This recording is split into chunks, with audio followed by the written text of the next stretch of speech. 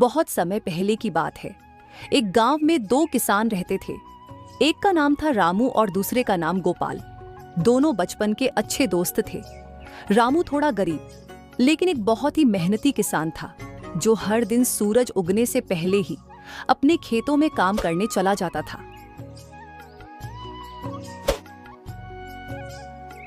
दूसरी ओर गोपाल बहुत आलसी और अपना ज्यादातर समय सोने और गांव के चौराहे पे गपशप करने में बिता देता था। और मेहनत, वह तो उसके आसपास भी नहीं भटकती थी और वह हर काम में शॉर्टकट ढूंढा करता था। सुनो सरला, मैं खेतों पर जा रहा हूं तो मेरा खाना बांध दो, मैं वहीं पर खा लूंगा। आज खेतों पर थोड़ा ज्यादा समय लग जाएगा। अजी, मैंने आपका खाना तो पहले ही बांध दिया है, लेकिन हमारी हालत दिन ब दिन खराब होती जा रही है। घर का गुजारा भी बड़ी मुश्किल से हो रहा है, बच्चे की स्कूल की फीस भी देनी है। आप कुछ कीजिए ना। अरे भाग्यवान, तुम क्यों फिक्र कर रही हो? ऊपर वाले पर भरोसा रखो, वो सब ठीक कर देगा। और हाँ, रोहन को स्कूल छोड़ाना। इतना कहकर रामू वहां से खेत के लिए चला जाता है। अजी सुनते हो, अब उठ भी जाओ। और कितना सोओगे? सूरज सर पर चढ़ आया है, खेतों पर नहीं जाना क्या? अरे क्या हो गया भाग्यवान, तुम सुबह सुबह इतना क्यों चिल्ला रही हो? चला जाऊंगा, खेत कहीं भागे थोड़ी जा रहे हैं। ठीक है जी, लेकिन ध्यान रखिए, यह आलस कहीं आपको एक दिन लेना डूबे और बाद में आपको इसका पछतावा हो। आप जल्दी से उठ जाइए और नहा लीजिए। तब तक मैं आपके लिए खाना लगा देती हूँ। सारा काम पड़ा हुआ है और गांव में सबसे आखिर हमारी फसल ही घर आती है। अरे भाग्यवान, अब बस भी करो, और कितना सुनाओगी?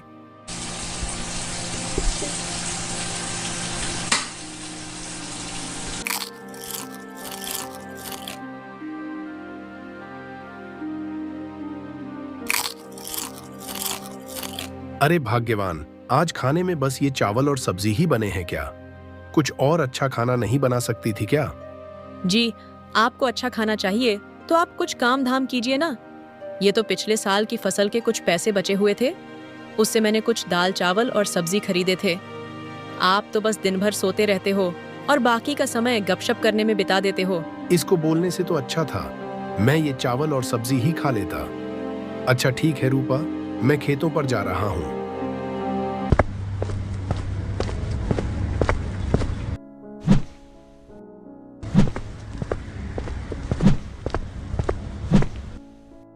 अरे रामू भाई, सारा खेत आज ही जोत डालोगे क्या? कुछ काम कल कर लेना, आओ थोड़ा आराम कर लो। नहीं गोपाल भाई, बस थोड़ा सा ही खेत बचा है, उसे भी आज ही जोत देता हूं ताकि कल बीज बो सकूं। और इस साल ज्यादा बारिश भी नहीं हुई है, जमीन भी देखो सूखे जा रही है। चलो ठीक है रामू भाई।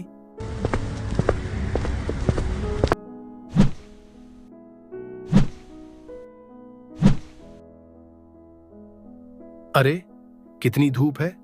इतनी कड़ी धूप में तो काम करना बहुत मुश्किल होगा। एक काम करता हूं, थोड़ी देर आराम कर लेता हूं, फिर आराम से खेत जोत लूंगा। इतना कहकर गोपाल आराम करने लेट जाता है और उसे गहरी नींद आ जाती है। और उधर रामू पूरी मेहनत और लगन से काम करता है और पूरा खेत जोत देता है। चलो, आज का काम तो हो गया, अब थोड़ी पेट पूजा कर लेते हैं। कल सुबह जल्दी ही आके बीज बो दूंगा।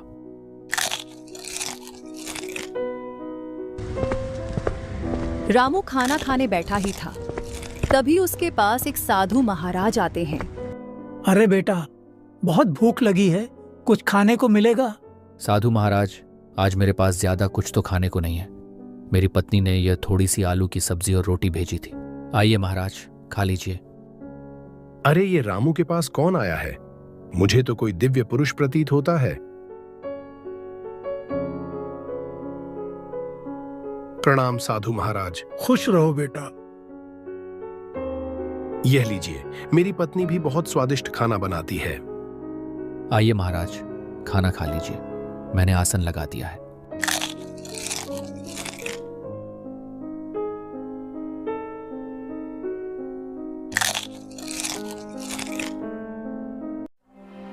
वाह, क्या स्वादिष्ट खाना था।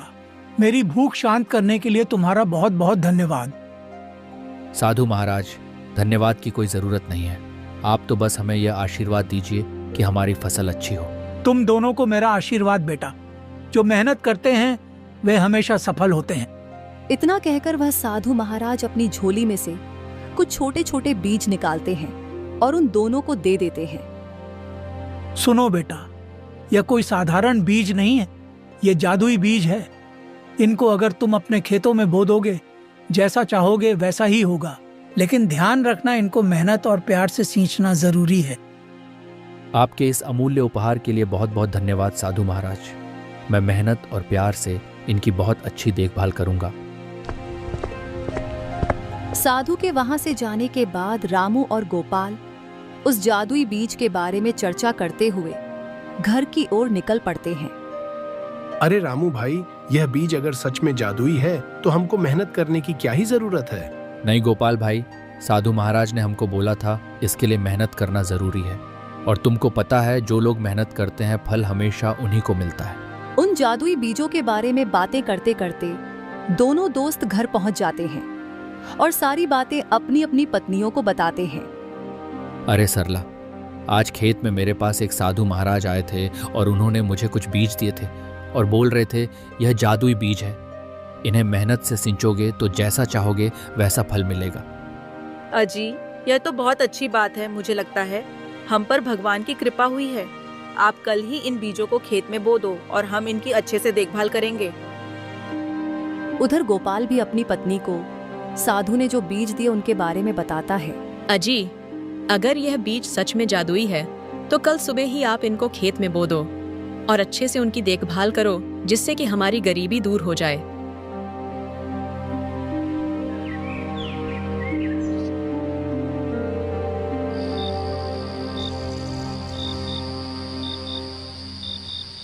गोपाल को रात भर नींद नहीं आती है। वह उन जादुई बीजों के बारे में सोचते सोचते रात बिता देता है। तभी उसके मन में एक ख्याल आता है। अगर यह बीज सच में जादुई है तो क्यों ना मैं रामू के बीज भी चुरा लूं और अपने खेतों में बो देता हूं। इससे तो मैं बिना मेहनत के बहुत ज्यादा अमीर हो जाऊंगा।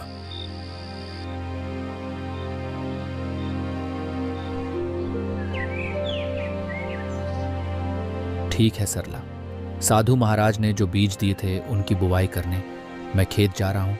लाओ, मेरा खाना बांध दो। और हाँ, रोहन को स्कूल जरूर से छोड़ाना। अजी, मैंने आपका खाना तो पहले ही बांध दिया है, लेकिन रोहन को स्कूल कैसे छोड़ कर आऊं? मास्टर जी फीस का बोल रहे थे, अब क्या करूं? तुम फिक्र मत करो सरला, सब ठीक हो जाएगा। और मास्टर जी से कहना हम जल्दी ही फीस दे देंगे। ठीक है, तो मैं चलता हूँ। आज थोड़ा ज्यादा समय लग सकता है आने में।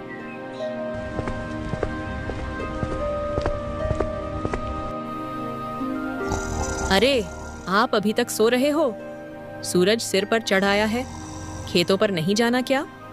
और आपको साधु महाराज ने जो बीज दिए थे उनकी बुआई भी तो करनी है। जल्दी करिए, उठ जाइए। हाँ हाँ भाग्यवान, मुझे सब याद है। तुम सुबह सुबह इतना चिल्ला चिल्ला कर क्यों मेरे कान खा रही हो? आप इतना बेफिक्र होकर सो रहे थे, मुझे तो लगा आप भूल गए होंगे। चलिए, अब आप जल्दी से नहा लीजिए, मैं आपके लिए खाना तैयार कर देती हूँ। रामू उन बीजों की बुवाई कर देता है और उन्हें अच्छे से पानी भी देता है।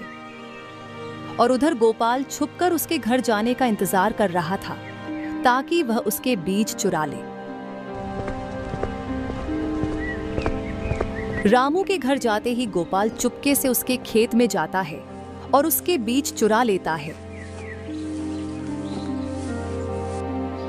और फिर अपने खेतों में बो देता है।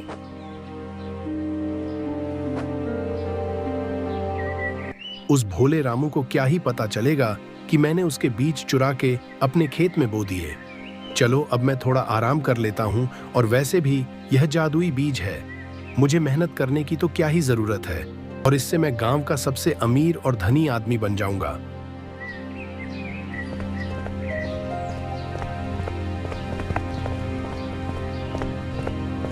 अजी, बहुत देर कर दी आने में। और उन बीजों की बुआई कर दी थी क्या? हाँ भाग्यवान, मैंने उन बीजों को अच्छे से बो दिया था और उनको पानी भी दे दिया था। ठीक है, आप हाथ मुंह धो लीजिए, बहुत थक गए होंगे। हाँ भाग्यवान। अरे, आज इतनी देरी कैसे कर दी आने में? और उन बीजों की बुवाई कर दी क्या? और ऐसा क्या करने लग गए थे जो पूरा दिन ही लगा दिया खेत में? अरे रूपा, वो बीजों की बुवाई करने में इतना टाइम लग गया, और गर्मी भी तो देखो आज कितनी ज्यादा थी, इसीलिए देरी हो गई। और उन बीजों को पानी दे दिया था क्या? नहीं भाग्यवान, वो बुआई करते करते ही शाम हो गई थी, तो सोचा पानी कल दे दूंगा। अजी मैंने आपको कितनी बार बोला है, इतना आलस मत कीजिए। और एक आप है कि मेरी सुनते ही नहीं हो। इस आलस का आपको एक दिन पछतावा जरूर होगा। अरे अब बस भी करो भाग्यवान, कब से सुनाई जा रही हो।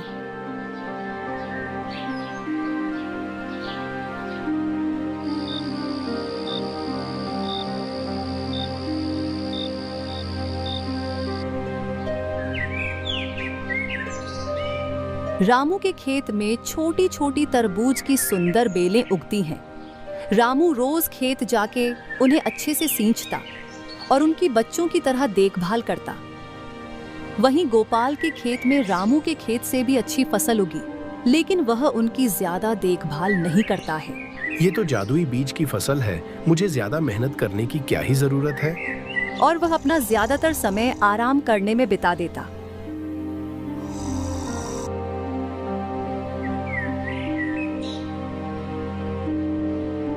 कुछ समय बाद रामू की खेत में हरी भरी तरबूज की फसल आई, जो देखने में गोल गोल मोटी ताजी थी और प्रत्येक तरबूज का साइज भी आम तरबूज से काफी बड़ा था।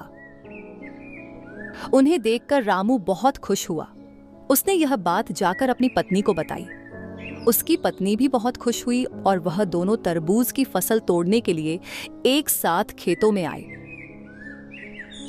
जी सच में यहाँ तो बहुत ही अच्छी तरबूज की फसल आई है। इतने बड़े तरबूज तो मैंने आज तक नहीं देखे, और ये देखने में भी कितने सुंदर लग रहे हैं। चलिए इन्हें जल्दी से तोड़ लेते हैं, फिर आप इन्हें बाजार में बेच आना। दोनों तरबूज की फसल तोड़ने लगते हैं और देखते ही देखते उनकी टोकरी तरबूजों से भर जाती है। जब उसकी पत्नी देखती है जहां से उन्होंने तरबूज तोड़े थे, वहां पर फिर से नए तरबूज लग जाते हैं।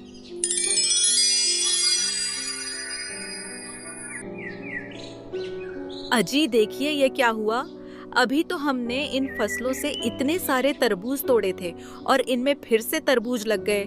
ये तो सच में जादुई बीज है। लगता है इनकी फसलें कभी खत्म ही नहीं होगी। हाँ सरला, बीज तो सच में जादुई है। अभी तो हमने इतने सारे तरबूज तोड़े थे और फिर से उतने ही तरबूज आ गए। हाँ जी, हमारा तो भाग्य ही चमक गया। अब तो इन तरबूजों को बेचकर हम बहुत सारे पैसे कमाएंगे। फिर रामू उन तरबूजों की टोकरी को लेकर बाजार में उन्हें बेचने चला जाता है। तरबूज ले लो, तरबूज मीठे लाल लाल राजस्थान के बढ़िया तरबूज ले लो। एक बार रामू के तरबूज खाओगे तो बार बार आओगे। इस तरह रामू बाजार में जाकर तरबूज बेचता है। उसके सारे तरबूज अच्छे दाम में जल्दी ही बिक जाते हैं और उसकी टोकरी खाली हो जाती है, क्योंकि उसके तरबूज बाजार में सबसे अलग थे। रामू रोज अपने खेत से तरबूज तोड़कर लाता और उन्हें हमेशा की तरह बाजार में बेच देता। इससे उसे बहुत ज्यादा मुनाफा होता और वह कुछ ही दिनों में बहुत अमीर हो गया। वह बहुत खुश था, क्योंकि वह एक अच्छा घर खरीद लेता है और अपने बच्चे का एक अच्छे स्कूल में एडमिशन भी करा देता है। वहीं दूसरी ओर गोपाल के खेत में सिर्फ छोटी छोटी बेलें ही उगी थी और उनमें कोई फल नहीं आए थे। अरे वह बीज तो जादुई थे ना, फिर इनमें फसल क्यों नहीं आई? मुझे लगता है उस साधु ने मुझसे झूठ बोला था। तभी गोपाल की नजर रामू के खेत पर जाती है, जिसमें तरबूजों की फसल लहलहा रही थी। जिसे देख गोपाल रामू के पास जाता है। रामू भाई, मेरी फसल इतनी खराब और तुम्हारी फसल इतनी अच्छी कैसे हुई? साधु महाराज ने हमको जादुई बीज भी तो एक जैसे ही दिए थे। अरे दोस्त, साधु महाराज ने हमको जादुई बीज तो दिए थे, लेकिन उन्होंने यह भी तो बोला था कि इनको मेहनत और प्यार से सींचना होगा, तभी इसका फल मिलेगा। और मैंने तो तुम्हें कभी खेतों में काम करते हुए नहीं देखा। रामू और गोपाल आपस में बात कर ही रहे थे, तभी वह साधु महाराज वहां प्रकट हो जाते हैं।